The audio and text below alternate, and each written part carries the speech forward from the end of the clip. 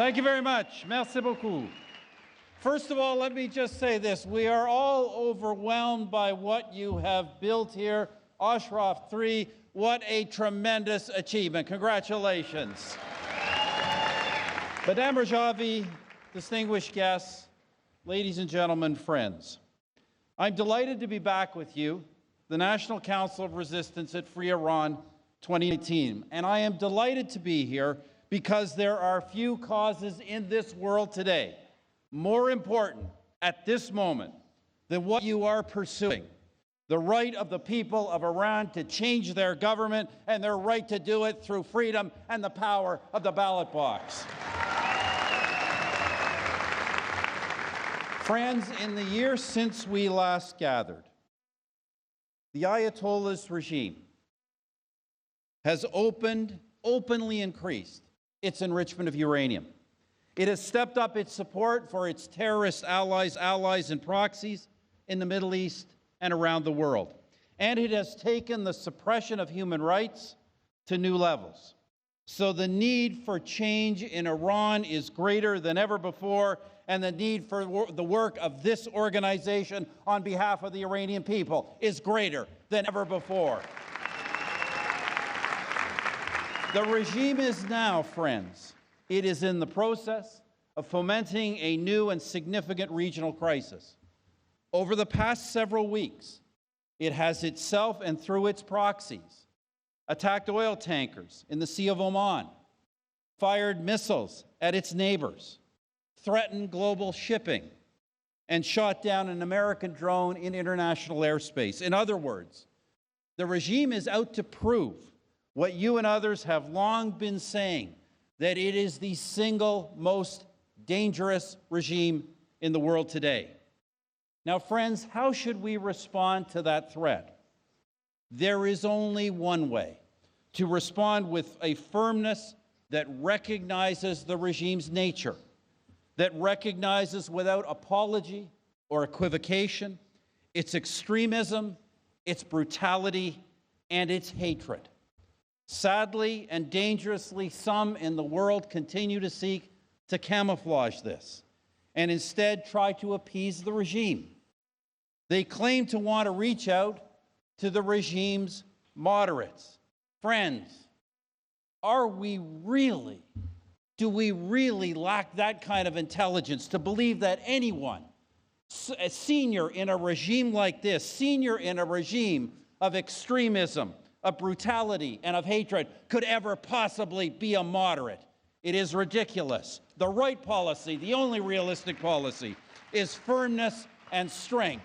Impose sanctions, boycott its oil, designate it and its institutions as terrorist organizations, and do what my government did in Canada: close down the regime's embassies around the world.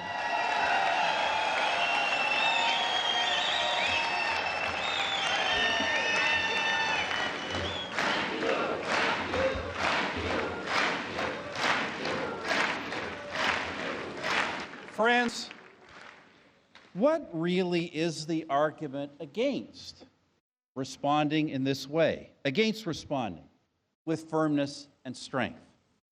It is, claim the apologists for the Ayatollah's regime, it is because the world, they say, has a stark choice: appeasement or war.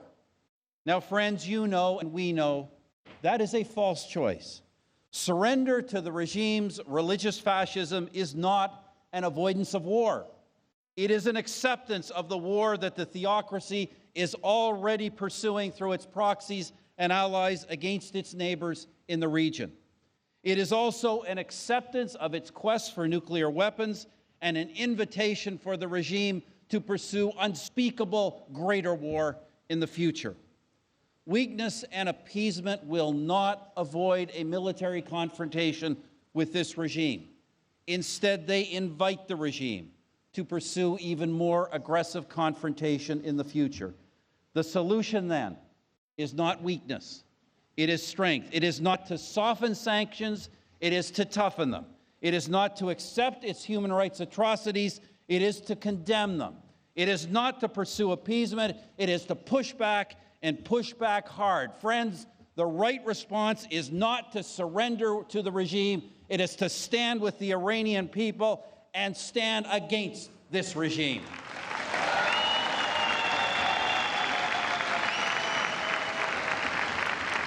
The religious fascism of the Ayatollah's regime will never be good for the world, it will never be good for the region, and it will never be good for the people of Iran. Its very existence means confrontation with the world, with its neighbors, and with its own citizens. Those are the people we must stand with. And that means standing behind the 10-point plan that Madame Rajavi and the National Council have committed to: democracy, pluralism, the rule of law, justice, human rights, peaceful coexistence, gender equality, private property and a market economy, the separation of religion and state, and a non-nuclear Iran.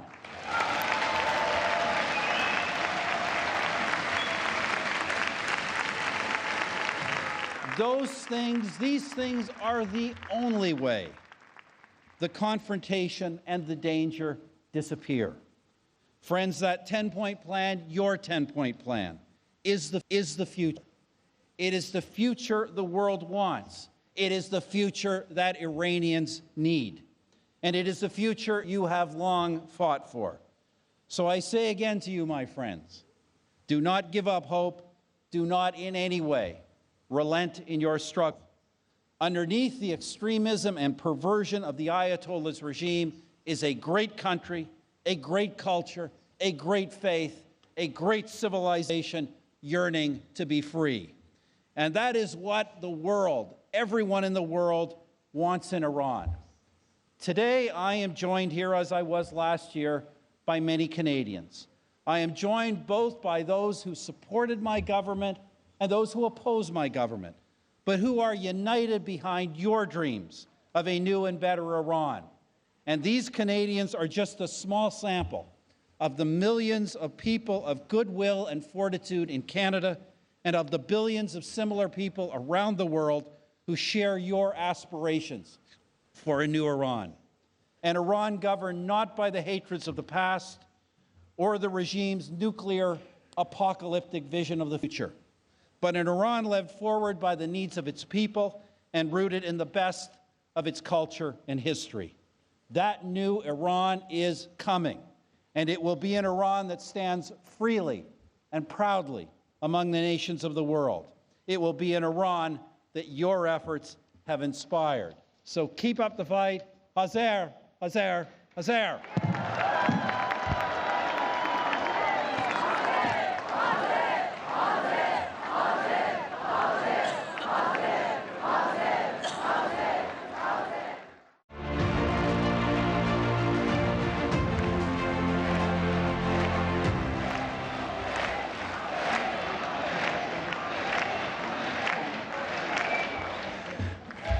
Salam Ashraf. Salam Iran. Salam Madam Rajavi. My honourable colleagues, ladies and gentlemen, my dear Ashrafis, it's an honour to be with you here, and I'm very grateful for your invitation to our delegation to your home. I am proud to be part of a successful cross-party effort in the UK government to secure your safe and secure resettlement here in Albania. Today, you Ashrafis and the resistance movement led by Madame Rajavi are at the forefront of a struggle for a free and democratic Iran, and you are a beacon of hope for millions of oppressed people in Iran. And for that, we are thankful.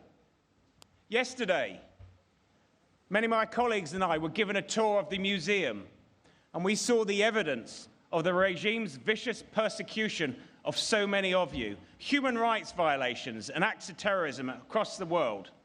And we heard first-hand testaments from many of those victims. And these stories touched us. But we are already aware of who is responsible for this. We're aware of the IRGC, the Supreme Leader, the Judiciary, and the Intelligence Ministry are all responsible for your persecution. But we need the world to be aware of that as well. Your story must be heard. And through initiatives like the museum, it will be. Your story will not be silenced. That is why my colleagues and myself in the UK Parliament have, in a cross-party effort, urged our government to prescribe the IRGC as a terrorist organisation.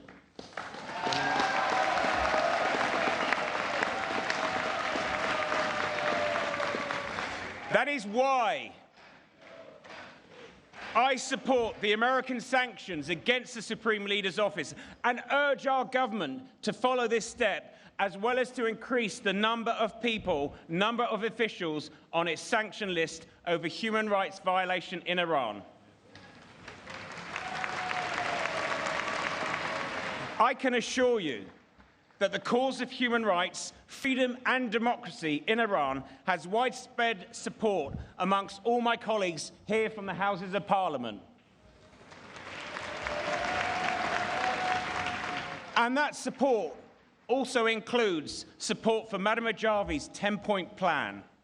This is a plan that gives a future for Iran, which provides a clear and viable alternative to the current theocratic regime. But your plan also signs up Iran to the UN Charter and establishes an independent judiciary. These are all values that are close to our hearts, all of us here today. And that is why I call upon our government in the United Kingdom to recognise Madam Rajavi's 10-point plan.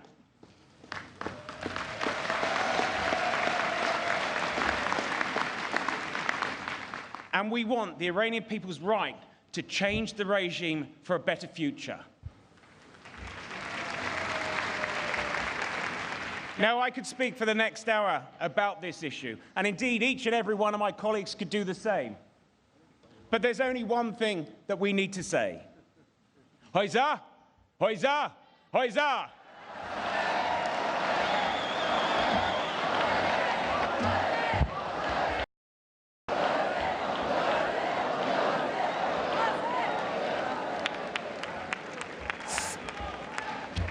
Salam, salam, salam to my sister, to my friend, Maryam Rajavi, to the people of Ashraf 3, salam, to our distinguished friends and colleagues here today.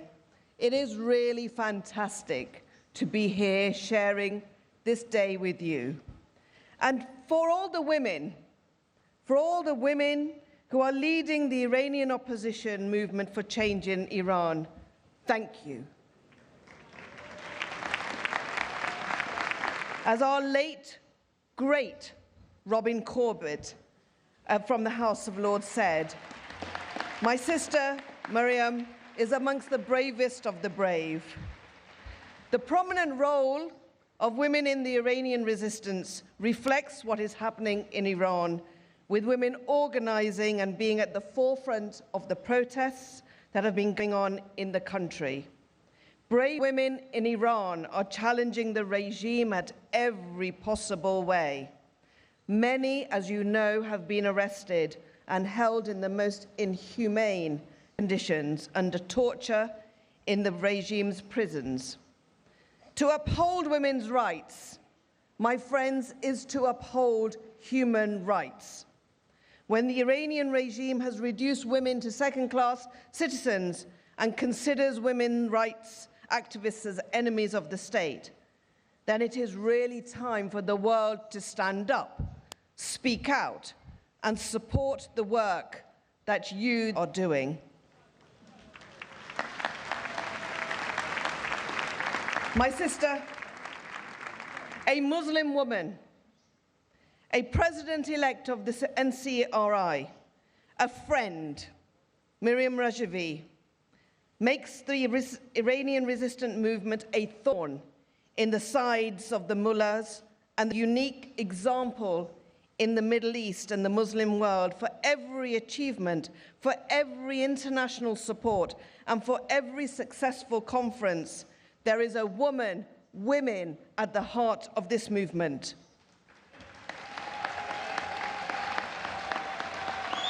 We saw in the museum yesterday the women who have sacrificed their lives, their freedoms alongside their countrymen. It demonstrates the strength of men and women fighting the same cause. And my friend and colleague Matthew has just spoken about the 10-point plan.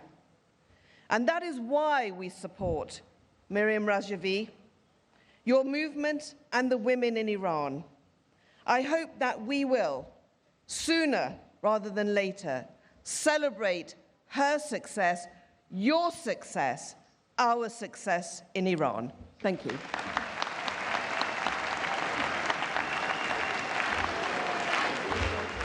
Madam Rajavi, honourable colleagues, dear Ashrafis, ladies and gentlemen, salam va darood to you all. Dear friends, we've seen since last year the people of Iran defying the regime's crackdown to rise up against the theocracy across Iran as a first step towards freedom. The Iranian opposition, you are clearly behind these ongoing protests that continue to grow. A spokesman for the regime's judiciary recently admitted this by saying, nowadays some people chant against the judiciary and the authorities. We must be careful not to be abused by the PMOI. That is why the regime is trying to create an international crisis, because the ongoing protests against the regime are undermining its very survival. I welcome the United States' decision to designate the entire IRGC as a terrorist organisation and to impose sanctions on the Supreme Leader and his office. I sincerely hope that the new United Kingdom government will join our American allies in these efforts. In April, I tabled the motion in Parliament to prescribe the IRGC and the Supreme Leader and all parts of the regime. I'm pleased to say this motion was supported by members of Parliament on all sides of the chamber and from all political parties.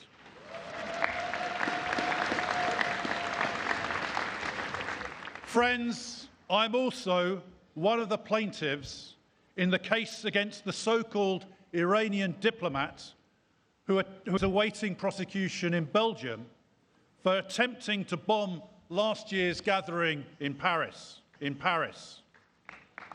We were there as a large British delegation, and the UK and our European allies must now move to prescribe the whole of Iran's intelligence ministry as a foreign terrorist organisation.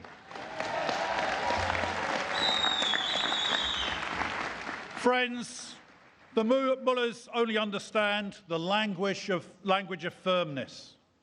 The international community, especially in the West, must make it clear to the regime officials that we in the free world stand with the people of Iran and the resistance movement, the NCRI, in their efforts to bring freedom, democracy and human rights to their country, Iran. I don't believe that the theocracy has a future in Iran. Iran is destined to a better future, stability and prosperity, because it has a democratic alternative in the NCRI, a strong, inspiring leader in Madam Rajavi, and a viable plan in her democratic platform for the future of Iran. We will support you, and we will be with you on the day when we can celebrate a new beginning for Iran.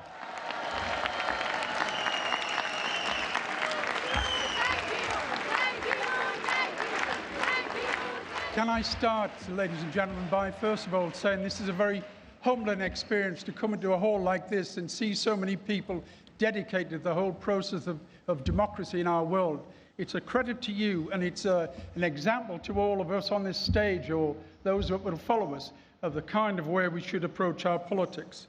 Can I firstly pay tribute to Madam Rajavi for the absolutely tireless work she does night and day in trying to promote freedom for your country. It's tireless, and it's a credit to the whole of the democratic process. I was in the British Parliament for over 30 years. I was also a member of the European Council, and also the Court of Human Rights was under my jurisdiction for over 17 years. And their work, your staff of the POMI, really worked night and day to supply me with all the evidence, all the support that I needed in pushing your case across. Ladies and gentlemen, we're here today to once again to oppose the mullahs and what they're doing to our world. And why not? So far, they're collectively responsible for killing and torturing hundreds of thousands of their own people. They've slaughtered them, they've tortured them in the most abhorrent way, a diabolical way. Public hangings, executions, torture, night and day. And whilst they're doing that, they've restricted other human rights, the human rights of their citizens, in every way possible. The whole of the population of Iran living night and day under tyranny and dictatorship. Next, wherever they had to, they've ignored the whole of the guidelines printed down in the Geneva Convention.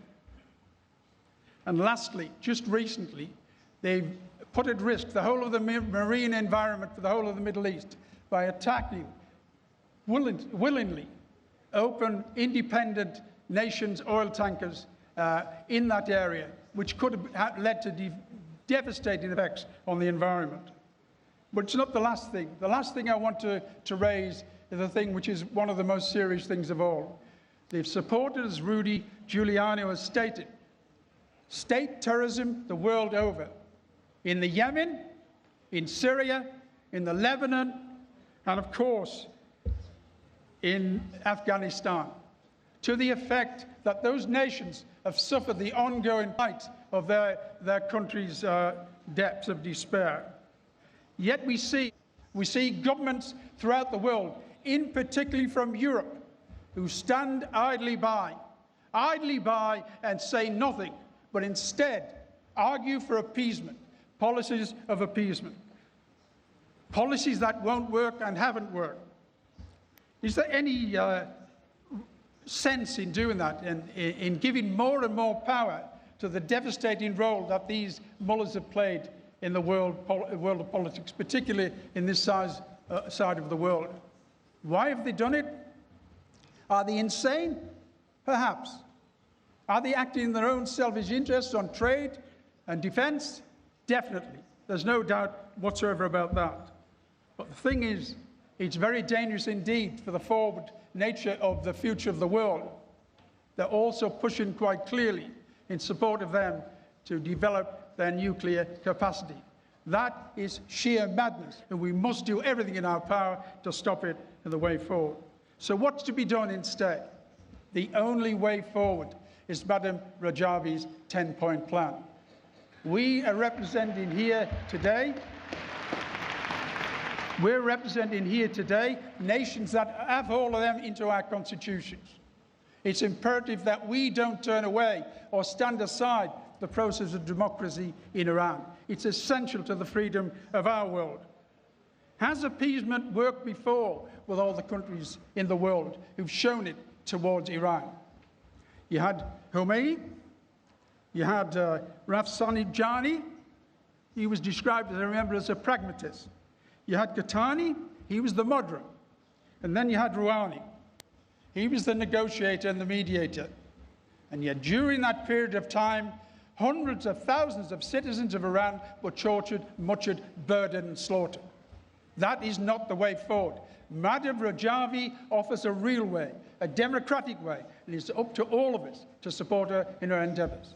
Peace.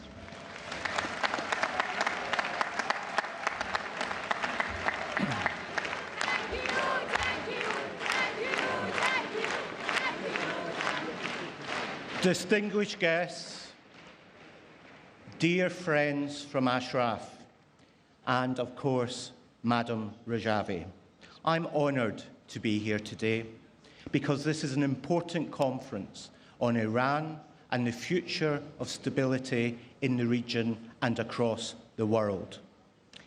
It is the first time that I've visited Albania.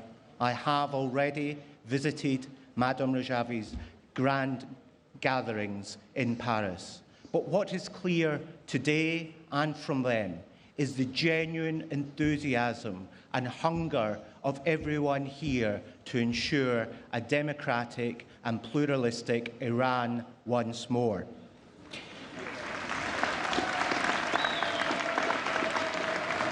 The great privilege of yesterday was being able to hear firsthand the testimony of those who have suffered at the hands of the brutal Iranian regime. And now, as we see with hundreds of demonstrations, we can see the Iranian people are ready for real change.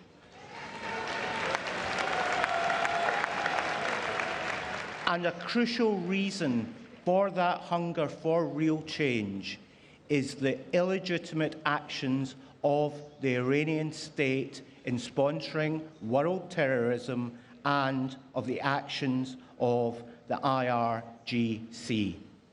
It is incumbent, ladies and gentlemen, upon all of us from the UK and the EU to work as hard as we can to ensure that evil organisation is proscribed in the West and no longer do the Iranian people suffer because of its illegitimate international aims.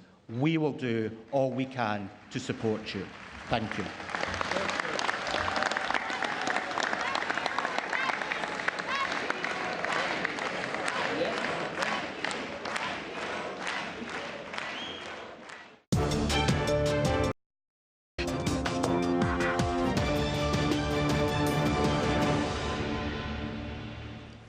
با سلام به شما بینندگان گرامی، به ادامه اخبار این ساعت توجه فرمایید. رئیس جمهور آمریکا با اشاره به راهزنی‌های دریایی رژیم آخوندی، خروج از توافق اتمی با این رژیم را یک اقدام لازم از سوی آمریکا دانست. ترامپ که در پنسیلوانیا در مورد انرژی و تولید صحبت می‌کرد، گفت: شما تنگه هرمز را این روزها دیده اید. رژیم ایران کشتی‌ها را مصادره می‌کند. البته ما تعداد اندکی کشتی‌های تجاری در آنجا داریم. اکنون رژیم ایران کشتی‌های سایر کشورها را مصادره می‌کند. ما کشتی کمی داریم که عازم آنجا باشد. کار خوبی که من انجام دادم لغو توافق برجام بود. نوربرت روتگن، رئیس مشترک شورای روابط خارجی اروپا، بر لزوم اقدام مستقل اروپایی برای امنیت دریانوردی در تنگه هرمز تأکید کرد تا به رژیم آخوندی بفهماند که خروج آمریکا از برجام به این رژیم حق تعرض به کشتی‌ها را نمی‌دهد. روتگن که عضو پارلمان فدرال آلمان نیز هست نوشت: اقدامات رژیم ایران در تنگه هرمز، توقیف یک کشتی با پرچم انگلستان و تعرض به کشتیرانی به طور عام مستلزم یک واکنش بین‌المللی است و آلمان باید بخشی از این واکنش باشد.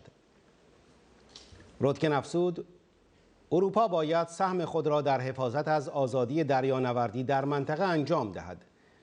یک مأموریت اروپایی می‌تواند با اهداف نظارت و دیدبانی آغاز شود و اگر نیاز شد ممکن است شامل اسکورت‌های نظامی هم بشود. با اقدام هماهنگ کشورهای اروپایی ما ظرفیت این کار را داریم. آنچه تاکنون وجود ندارد اراده سیاسی برای این کار است. روتگن اضافه کرد: مسئله توافقنامه هسته‌ای و خروج آمریکا از آن این حق را به رژیم ایران نمی‌دهد که درگیر توقیف کشتی در تنگه هرمز یا هر جای دیگری شود. یک مأموریت دریایی مستقل اروپایی در تنگه هرمز دقیقاً همین پیام را خواهد فرستاد. روتگن تاکید کرد: به همین دلیل باید یک مأموریت اروپایی با مشارکت آلمان وجود داشته باشد. باید رژیم ایران این پیام را الان بشنود. اکسپرس چاپ لندن نوشت: به دنبال ملاقات جان بولتون مشاور امنیت ملی کاخ سفید با ساجد جاوید وزیر ارشد کابینه جانسون، یک مقام آمریکایی گفت جاوید و بولتون در مورد امکان بستن قرارداد موقت تجاری 6 ماهه در همه رسته‌ها صحبت کردند. این مقام همچنین گفت بولتون و لیز تراس وزیر تجارت انگلستان پیرامون امضای توافقنامه‌ای بین ترامپ و جانسون در اجلاس G7 در فرانسه بحث کردند.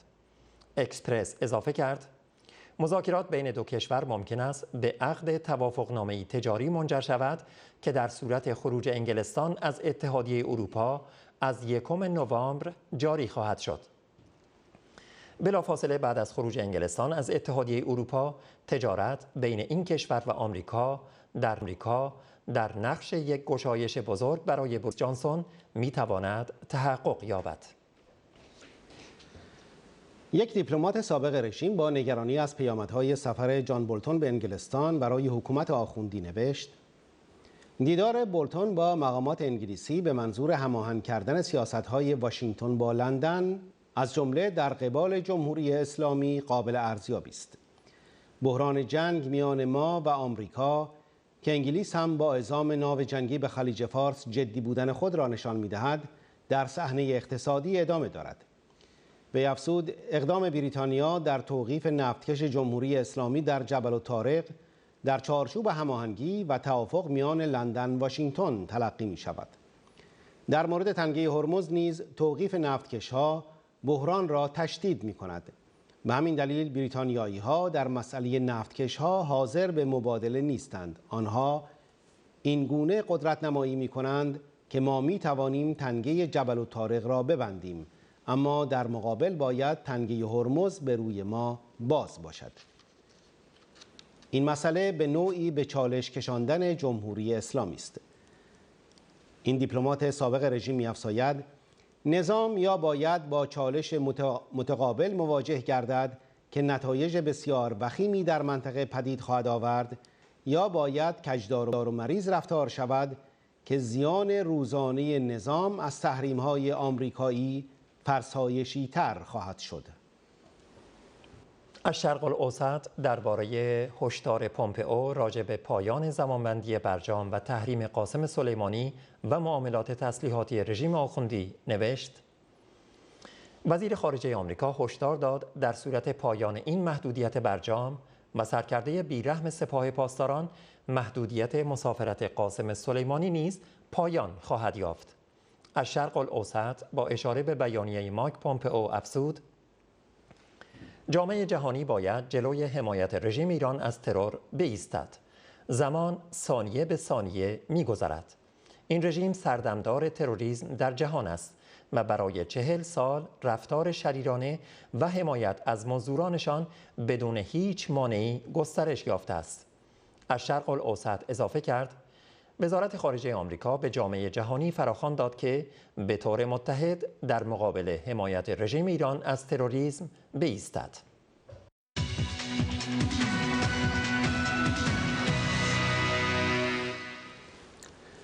به ادامه خبرها توجه فرمایید. روزنامه حکومتی آرمان درباره پیامدهای تحریم ظریف نوشت: آنچه که در اتمسفر سیاسی جهان دیده می شود آن است که دیگر بسیاری از کنشگران نظام بین الملل دولت در نظام جمهوری اسلامی و وزارت امور خارجه به عنوان دستگاه سیاست خارجی در ایران را به رسمیت نمی‌شناسند و تا حدود زیادی به این نتیجه رسیدند که تنها باید با بافتار اصلی قدرت در زمینه‌های همکاری‌های منطقه‌ای و بین‌المللی وارد عمل شوند. این رسانه باند روحانی همچنین نوشت: در داخل کشور نیز نوعی افراط در برخورد با ظریف و ایجاد فضای فشار بر وی و به تبع آن دستگاه دیپلماسی وجود دارد. روزنامه حکومتی همدلی درباره بحران سیاست خارجی رژیم نوشت: در شرایط کنونی نبود ساختار تصمیم گیری می تواند کشور را به بحران امنیتی سوق دهد. توزیع نامناسب قدرت تصمیم گیری باعث می شود علیرغم تفاوت‌های اساسی بین دولت‌ها و رؤسای جمهوری تحولی چشمگیر در سیاست خارجی را شاهد نباشیم. این روزنامه حکومتی می‌افزاید: بر اساس اختیاراتی که قانون اساسی منحصراً به خامنه‌ای داده، بخش مهمی از تصمیمات سیاست خارجی به صورت مستقیم یا غیر مستقیم بر عهده اوست و نمیتوان بدون جلب نظر رهبر تغییری در سیاست‌های کلان ایجاد کرد.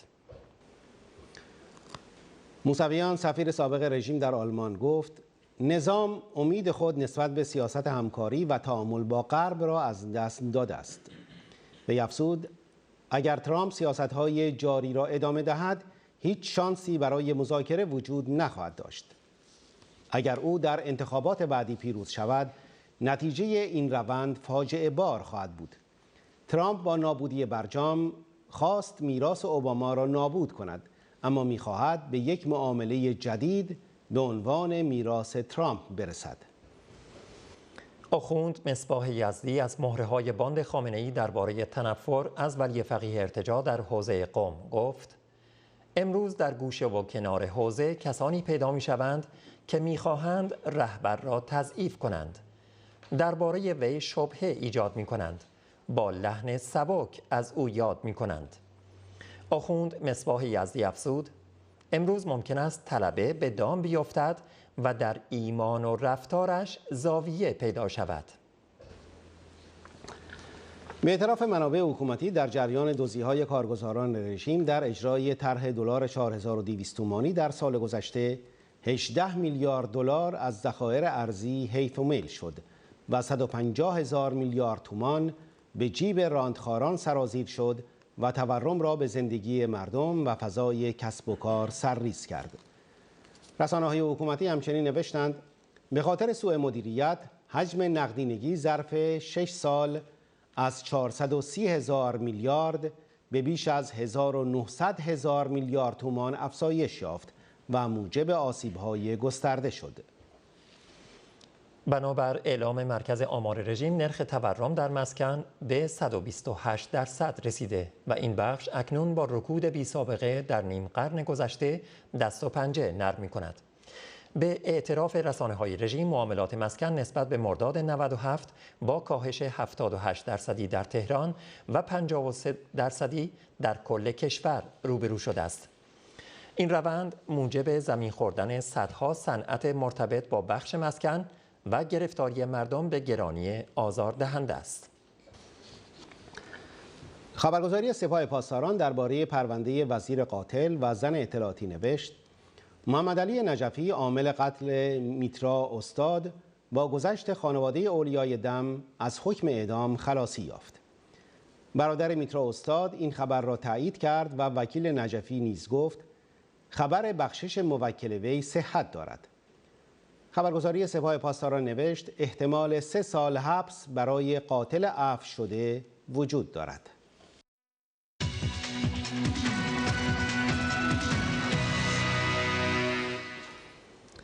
آخرین خبر این ساعت. برای دومین روز پیاپی پروازها در فرودگاه هنگ کنگ به خاطر حضور معترضان مختل شد. نیروهای ضد شورش برای خارج کردن معترضان به این فرودگاه بزرگ اعزام شدند، اما میان آنها و مخالفان دولت بارها درگیری رخ داد. آخرین خبرها حاکیست فرودگاه هنگ کنگ روز چهارشنبه باز شد، اما معترضان همچنان به صورت پراکنده در سالن فرودگاه حضور دارند. بینندگان گرامی، اخبار این ساعت در اینجا به پایان رسید. خدا نگهدار همگی شما.